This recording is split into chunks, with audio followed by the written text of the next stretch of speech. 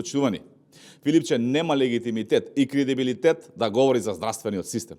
Кога Филипче зборува за здравството, граѓаните се сеќаваат на будуларната болница во Тетово и на 14 живо изгорени граѓани, на кои наместо да им се продолжи животот, на истите прерано им заврши поради немање на минимум технички спецификации кои Филипче не ги испорачал. Кога Филипче зборува за здравството, на граѓаните им текнува на погромот во ковид кризата, кога Македонија беше меѓу првите со најголема смртност по глава на жител.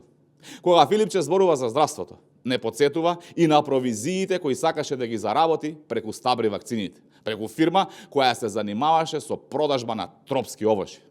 Кога Филипче зборува за здравството, тој говори за аферата крвави тендери, кога со сила го туркаше проектот за набавка на тестови и реагенси за крвни анализи вреден 35 милиони евра.